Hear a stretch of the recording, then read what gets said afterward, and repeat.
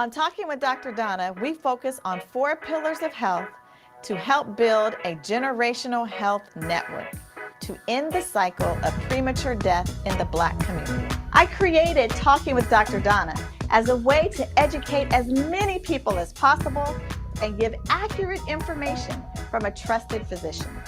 Go to Talking with Dr. Donna and get accurate information. And then share that information with your family and friends. And if you like what you see, like my channel and subscribe. Remember, every Thursday, keep your appointment with Dr. Donna. Hey, good evening, everybody. Thank you so much for keeping your appointment with the doctor. As you know, we have an appointment every single Thursday at 6:30 p.m. You have an appointment with the doctor. So thank you so much for keeping your appointment tonight. As always, we talk about what our show is about, why we even have a show. And our show is really about building a generational health network. And what does that mean? That means that we are looking at every single generation and how we can impact the health of that generation. And we do that by looking at 4 pillars. We look at our physical health, our emotional and mental health, our spiritual health, and our environmental health.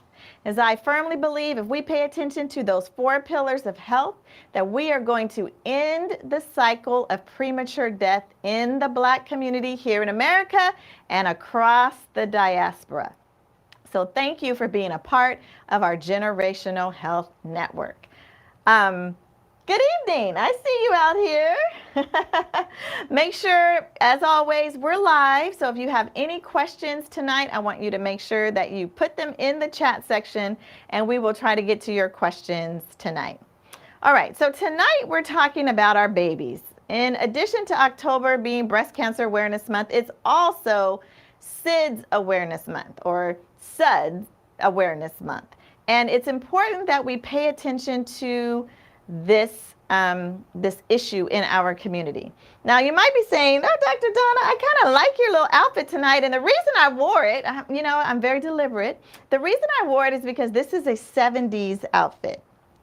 I was born in 1970, the best decade ever.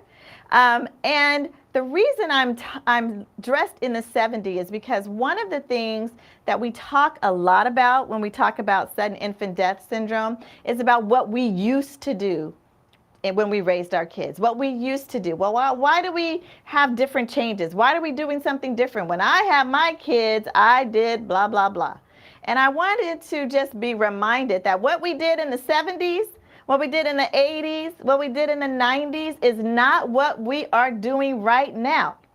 So all of you grandmas and aunties out there trying to tell folks what you did when you had a child, I want you to stop and think about when you know better, you do better. And we know better now. We know things that we didn't know back in the 1970s. I was reading, my mom kept these little booklets from when we were born and the things that they encouraged parents to do when they brought their babies home. And I'm shocked that I'm alive. And so thinking about some of the things that have changed is the recommendation around talcum powder or baby powder. Remember when your mom and your dad and everybody just showered just a whole bunch of talcum powder all over you, right? Because they wanted the babies to smell fresh and it helps to kind of, take up some of the moisture. We did that and we thought that that was great. Well, then we found out that talc has asbestos in it, which is a carcinogen or a cancer-causing agent. And then we said, oops, let's not use talcum powder. I know you guys watch late night TV and you see all of those ads. If you use talcum powder, make sure you call this attorney. Why? Because we know that it had an increased risk of uterine cancer and an increased risk in ovarian cancer for people who use talcum powder.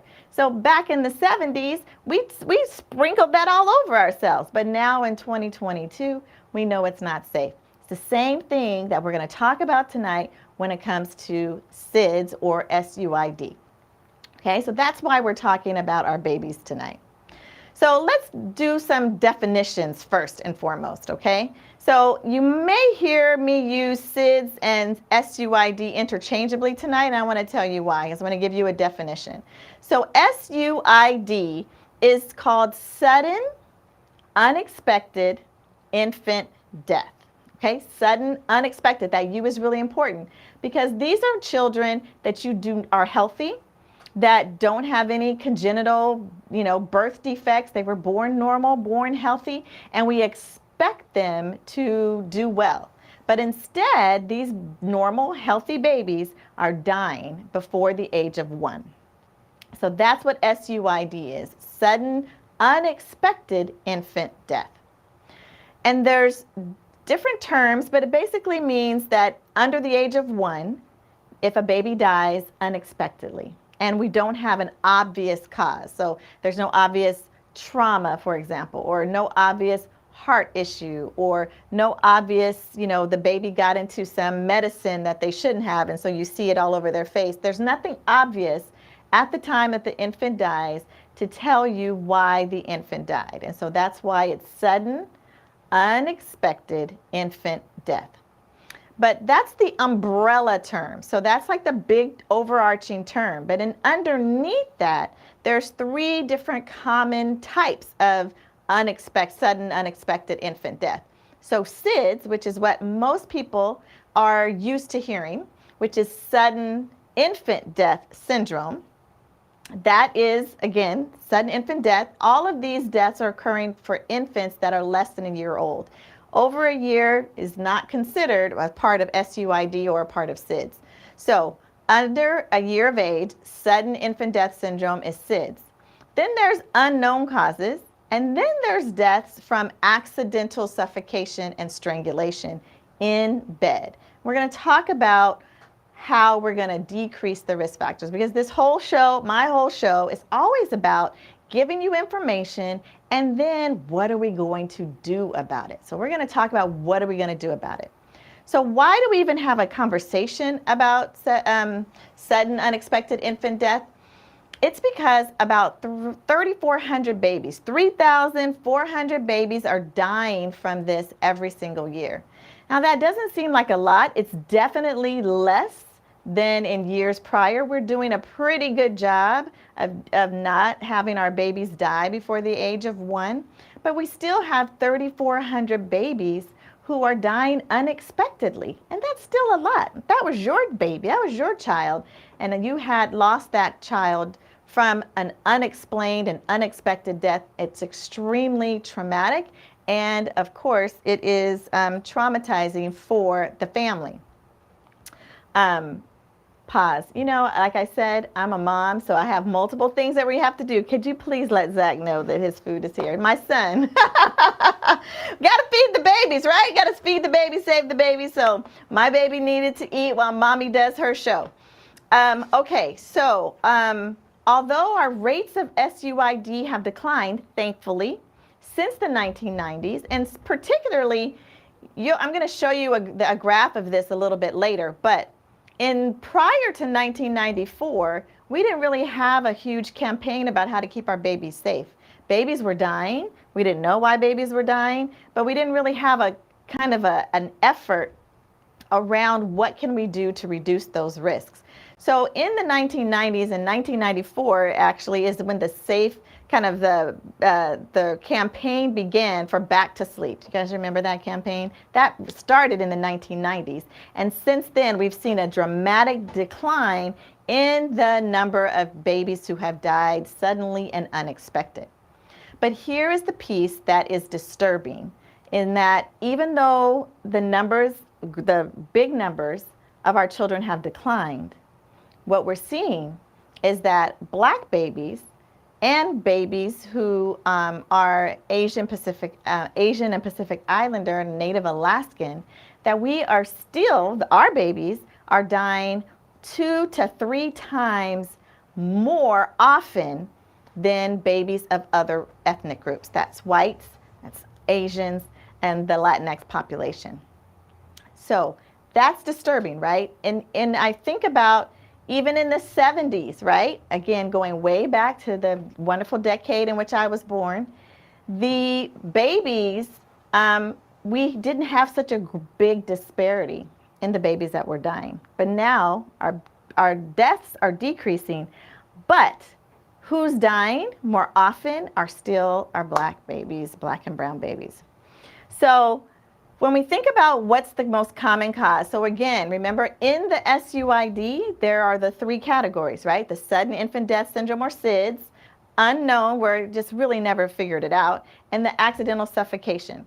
Now, accidental suffocation used to be considered a part of SIDS, but because it was happening so often, they decided to pull it out so that they could call it out and really talk to families about it separate and independent from sudden unexpected infant death. And the reason is because we know the cause. The cause is that the baby suffocated, whether the baby was sharing a bed, whether the babies were sleeping on a couch and rolled into the kind of crevice and crease of the couch, or rolled off the bed. We know the cause. And that's a different category than our sudden unexpected infant death. So when you look at the big pie chart of what's the most common, you're going to see that most commonly out of our causes of death of SUID, we still have this sudden infant death syndrome, which means we really don't know what happened. There's probably a constellation of reasons. It's probably not just one thing, but a multitude of things that combined to increase the risk of this baby dying. Wait, go back please. We have unknown causes, that's about 32%, and the accidental suffocation is like 28%. So imagine that, okay? Unfortunately, I have had the experience of having to tell a family that their infant has died from sudden unexpected infant death. And it is horrible. It's terrible.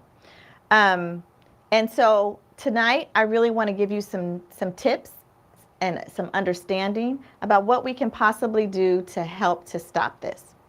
So there should be pictures of the magazine, and I want to go to this picture. So I'm going to take a break here for a minute because I want to tell you a little bit of a story.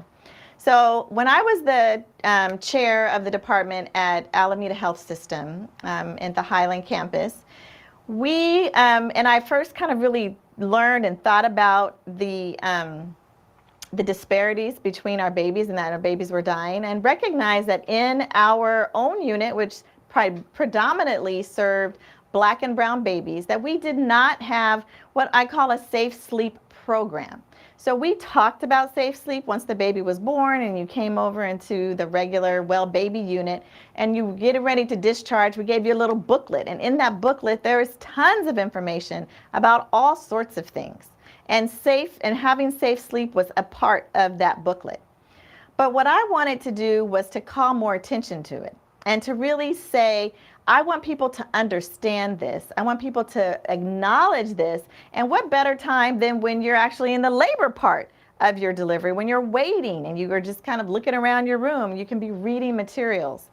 At the time, I was the only black pediatrician in our department. We had a department of about 20 pediatricians. I was the only black pediatrician. And I was the only one who actually cared about this issue. This is why I always say who we are is important and where you are is important, because if you don't care about what's happening in your community, nobody else will. So when I brought this up to my colleagues, nobody really cared. Nobody wanted to do anything about it. They said, oh, we did it in the, well baby right before discharge. There's nothing else we want to do. That's from the administration. And I'm not trying to call anybody else out tonight, but I'm just telling you the truth about the struggle and the fight to educate our community. So at the time, I had a great executive assistant, Annette. You all, if you're True Vine, you know Annette. Annette was my executive assistant.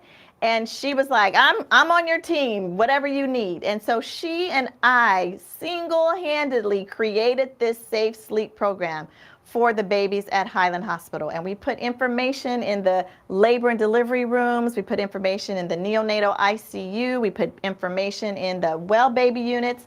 We got nurses to become involved to say, hey, on the different shifts, checking in to make sure that the babies were, sleeping appropriately, making sure that as a hospital system, we were sharing and modeling good behavior. Because what you do in the hospital and if you're not making the baby sleep on their back in the hospital, then when the families go home, they're going to think it's okay. But they're not understanding that you have nurses who are coming in and out all the time. There's people monitoring the babies. But what they're seeing is that, well, my baby slept on the stomach in the hospital, or my baby slept on the side in the hospital, so it must be okay when I get home. And it's not. And so we made a concerted effort to model appropriate behavior in our well baby units and in the NICU so that families could understand the appropriate place and the appropriate way for your baby to sleep is on its back, not co-sleeping together. So I wanted to bring that up because I wanted you all to understand that this is an issue that has been going on. The disparity between our Black babies dying and every other race is not new. It did not just happen in 2022, not 2021, not 2020. It's been over a decade that we've had the disparity. So unless we continue to educate our community, it's never going to get better. And our Black and brown babies are going to continue to die at a higher rate than every other ethnic group. So that is why we're talking about it tonight.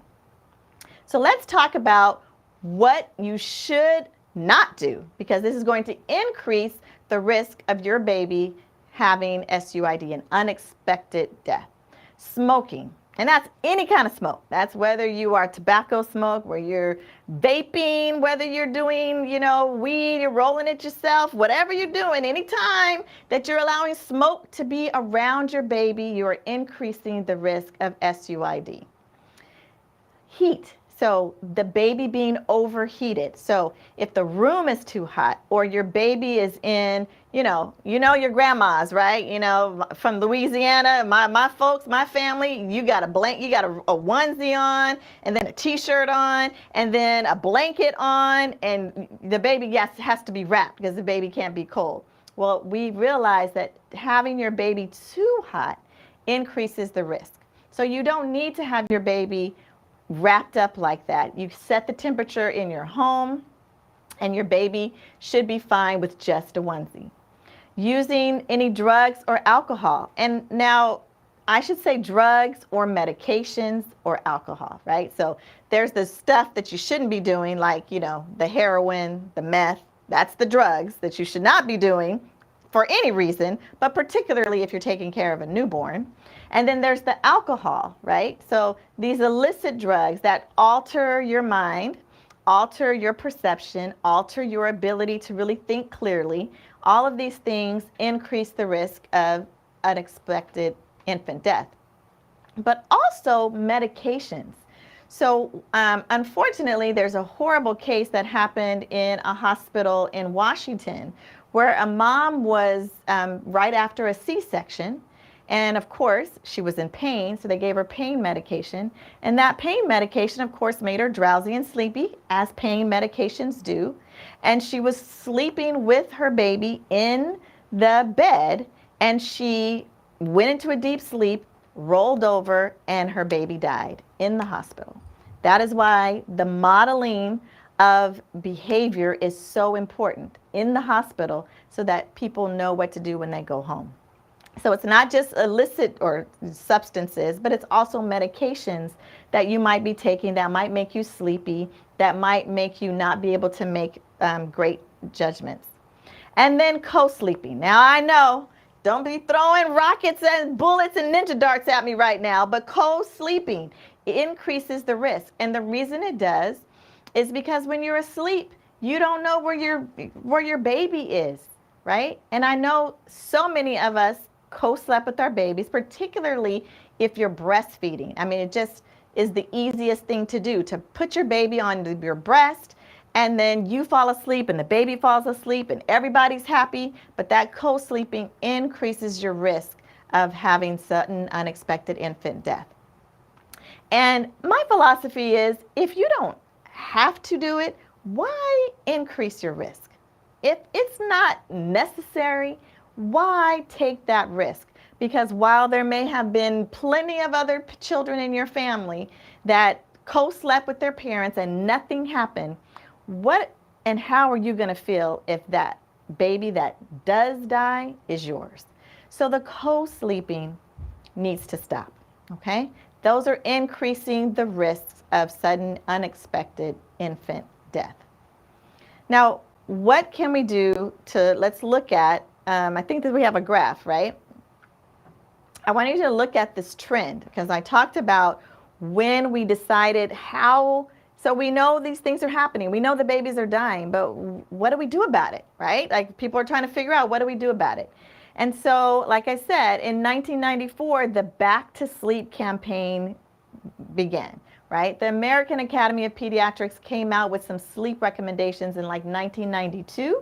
And then we created this Safe Sleep, Back to Sleep campaign where it was all over the TV and everyone talked about back to sleep, back to sleep, back to sleep.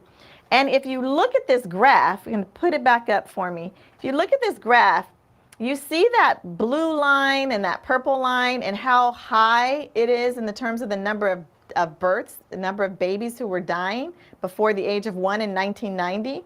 So really, really high. But then when you see in 1994, you start to see that decline because back to sleep became a thing. We'd start talking about it. And that is one of the major reasons why we have a decline and a decrease in the number of our babies who are dying, because studies and research have shown the safest way for your baby to sleep is on its back. But we're going to get to that. So we talked about what increases your risk of a sudden unexplained infant death. Let's talk about what decreases your risk. And again, we have someone monitoring the chat, so if you have any questions, please put them in the chat and I'll try to get to them. So what reduces the risk of sudden unexpected infant death? Number one, breastfeeding. So breastfeeding is amazing. It has lots and lots of benefits. So we found that by breastfeeding your infant, that it decreases the risk. Now, why is it? It's not the breastfeeding itself. It's not the milk itself, but it's probably more that when you're breastfeeding your babies, they don't sleep through the whole night. So you're waking up and you're checking on them regularly. And that constant checking is making sure that, oh, man, my baby feels really hot. So you remove some of the covers. Or maybe my baby got twisted up into its covers. Oh, well, we can untwist the baby. So it's not necessarily the breast milk or the act of breastfeeding, but really the fact that you're checking on the baby regularly. The other way, things that you can do to help to reduce the risk is by having your baby sleep in the same room. So the recommendation is for the baby's first 6 months of life that baby should sleep in the same room with you, but not in the same bed. So if you have space, you put a bassinet or a crib or even a co-sleeper, which is the extension of the bed, in the room with you. So that again, if you hear the baby struggling, grunting, crying, doing anything abnormal, you're more inclined to hear it because you're in the room with the baby. So that reduces the risk of sudden unexpected infant death. And then pacifiers. So pacifiers, as you may or may not know, we don't recommend it immediately if you're breastfeeding because you want your baby to understand how to suck on the mom's nipple, not the pacifier nipple. But after breastfeeding is established, then you can give your baby a pacifier. And again, it is not that there's something magical about the pacifier, but it's just that it allows the baby to kind of suck on something and breathe, right? So with the sudden unexpected infant death, babies stop breathing. But if they have a pacifier, they're going to periodically suck, and that suck is going to make them take a deep breath and make them breathe. So during the night, they're going to be sucking on something, which means that they're going to be taking breaths. So that's how we can help to reduce the risks of SUID. Now, what's changed, right? So things have changed, and like I said, what we used to do in the 70s, we don't do now. So there are things that are no longer recommended, right? Things that we used to say, hey, it's great. Now we know they're not recommended. So crib bumpers. Remember the cute little things that you used to put up around the crib? You had the crib, and then you put that little small material around the crib because it was cute. It had this decoration. Well, we found that putting that little crib bumper decreases the amount of air that's able to get into your baby, right? Because it blocked any air coming in, and it made it hot and hotter within the crib. So that then again, we know heat being an increased risk for SUID. So the crib bumpers were causing kind of a little bit of a hot box for your baby in the crib. In addition, because they didn't fit tightly, right, there was all like a little space underneath that material between where it hit the mattress, is that some babies were rolling around and getting caught underneath that little space. And if it was enough for that baby, particularly if your baby doesn't have the head control yet, then they couldn't move their head to get from underneath where the material and the mattress met. And so a lot of babies suffocated that way. So crib bumpers, while they're super cute, we do no longer recommend that they're in your baby's crib. Okay? Sleeping on your baby's side, no longer recommended. We used to recommend it, now we don't. So we don't want your baby sleeping on their side, particularly at night. Now, I know some of you are like, oh my gosh, what about during the day? Now, I say during the day, if you are awake and you're going to be periodically checking on your baby, you can think about putting your baby in another sleep position. But you better be darn sure that that baby can't move, that there's not going to be anything else that is going to possibly impede the baby, get in the baby's face, like pillows. If you're propping your baby on pillows to remain on the side, it's not a good idea, because if your baby moves, flops over, they're going to flop over onto something that could potentially suffocate them. So just make it easy on yourself. Make it safe. Right? There's no reason to not put your baby on your back just because you want to do something different. No, put your baby on your back. Let your baby sleep on its back. We used to say sleeping in the car seat or swings, particularly for babies who had reflux. We used to say, well, put him in the car seat or put him in the swing, right? Or your baby is swinging so nice and calmly and you're so happy that you finally have a break and you're like, I'm going to leave that baby in that swing. Well, not so much. We really are not recommending that any longer, because what happens is when your baby is in that car seat or sitting in the swing, that it actually makes their chin come down to the neck and kind of can block their airway. And that makes it difficult for your baby, again, to breathe. So sleeping in the car seat, not recommended anymore. Sleeping in the swings or anything other than the crib, not recommended. And then we've talked about co-sleeping in the same bed. Again, not recommended at all any longer.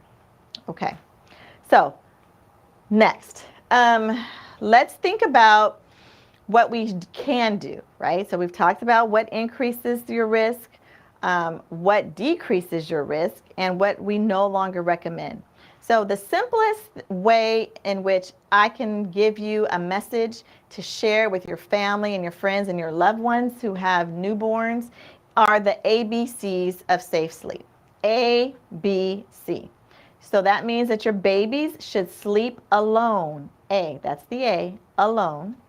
Your baby should sleep on their backs. That's the B.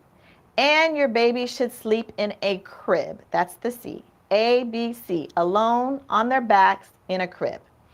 Now, understanding that sometimes having a crib is a luxury for some folks, right? Some people in our community, having a crib is a luxury. And there are things that you can use in place of a crib that are going to be just as safe for the baby. So you can use a dresser drawer. You can put your baby in there as long as the baby's alone, the baby's on the back, and there's nothing else in there, right? So in that crib, there should be nothing else in there with the baby. No blankets, no pillows, no toys, no cute little stuffed animals, no pictures of anybody, no nothing. The only thing that should be in the crib is the baby, period. And that is going to be the safest way for your babies to live, okay? So we've talked about increasing risk, talked about decreasing risk. We talked about things that are no longer recommended, what we need to change. And finally, the message that I want you to share with everybody who will listen is the ABCs of safe sleep. Okay? All right, so I'm going to pause here and see if there's any questions. If anybody's asking any questions. Any questions, Bridget, that you saw? Yes. Okay, what's the question? It is from Elisa. Okay. It says, what if the baby just won't go to sleep on your back? Can you train them, and how long does it take? Tired moms need the babies to sleep. I know. I know. Oh my gosh. Do I remember? My babies woke up every 2 hours for like almost 2 years. I was a tired mama. But yes, you can train your baby to sleep on their back by being consistent with putting your baby on their back. Now, if you put the baby in different positions, then your baby is not going to understand that when they're on their back, that's how they're going to sleep. How long it's going to take? Oh my gosh, I really wish I could tell you. It could take a while for your baby to adjust to being asleep on their back. But that is the safest place for your child.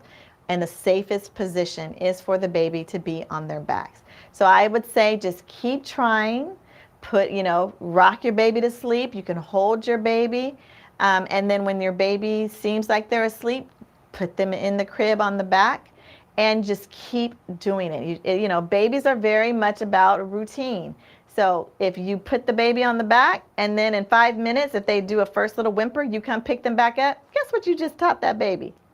You just taught that baby, all I got to do is do a little whimper and mama or daddy is coming to pick me up. So you have to stay consistent and you have to really train your child to sleep on his or her back.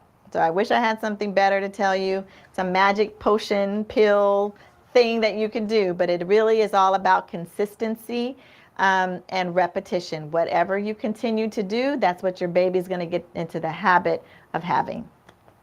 Okay, any other questions? We have a fun fact. A fun fact, okay. Dr. Donna reviewed my shower registry and asked me to remove the bumper.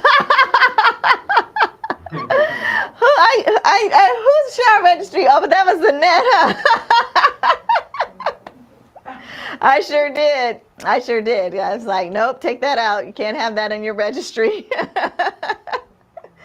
All right. So it is scary. And one of the simplest things we can do is just to educate ourselves, educate our families.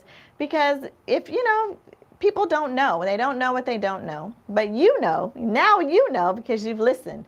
So now I want you to share it with everybody that you come into contact with. Okay?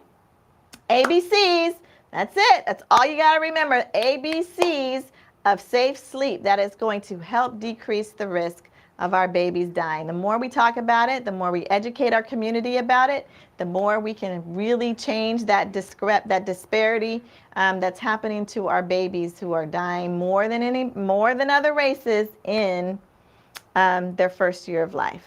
Okay?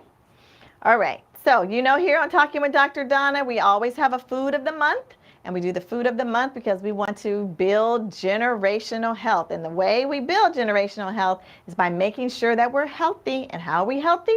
By what we put into our bodies. So the food of the month this month is oats. I have not seen anybody send me any recipes for anything with oats. I've been doing a lot more oats on my yogurt in the morning. My Greek yogurt, sugar-free, unflavored yogurt. That's the healthiest yogurt. But oats are super important. And oats have lots of different benefits.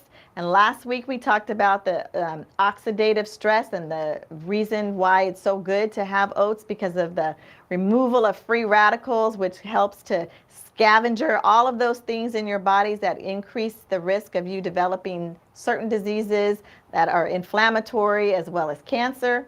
And this week we're talking about the benefits of oat having extra potassium. Now potassium is great and we need potassium. Our muscles need potassium in order to move.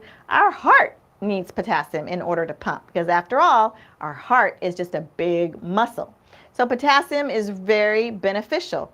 It helps to regulate different parts of our body, helps to lower pressure, and it can be beneficial because it helps to retain fluid. So if the potassium comes in, then fluid can come into your body. And so when you're dehydrated or not quite eating or drinking enough, your body will hold on to that potassium, won't let it pee out, but instead it'll grab it, hold on to it, and then water follows.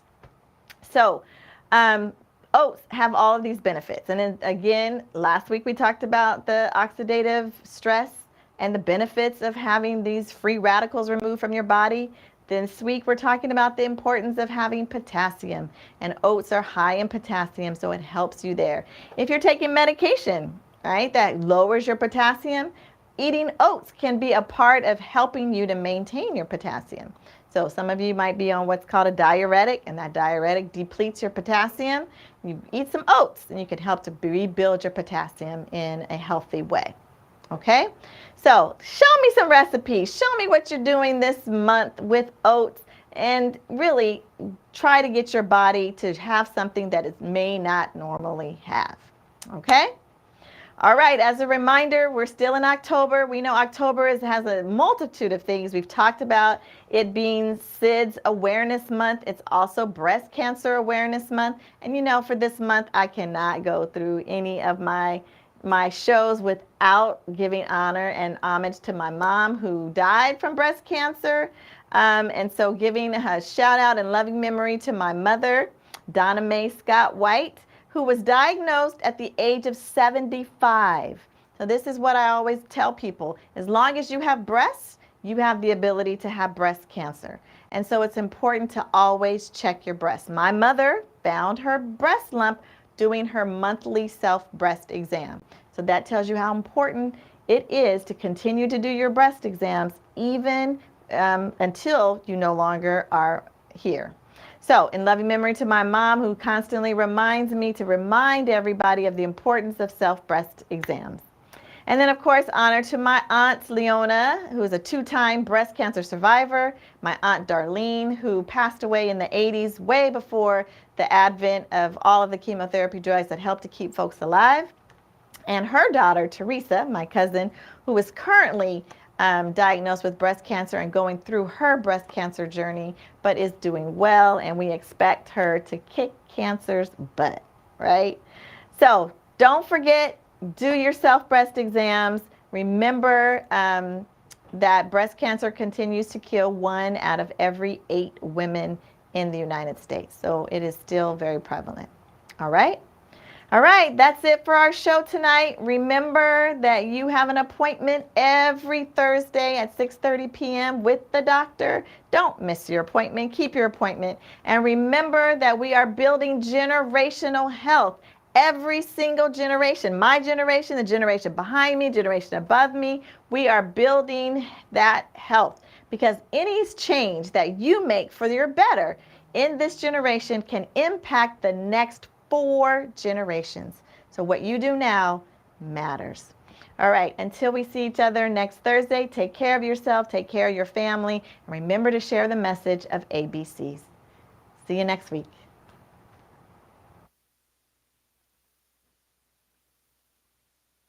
On Talking with Dr. Donna, we focus on 4 pillars of health to help build a generational health network to end the cycle of premature death in the Black community. I created Talking with Dr. Donna as a way to educate as many people as possible and give accurate information from a trusted physician. Go to Talking with Dr. Donna and get accurate information. And then share that information with your family and friends. And if you like what you see, like my channel and subscribe. Remember, every Thursday, keep your appointment with Dr.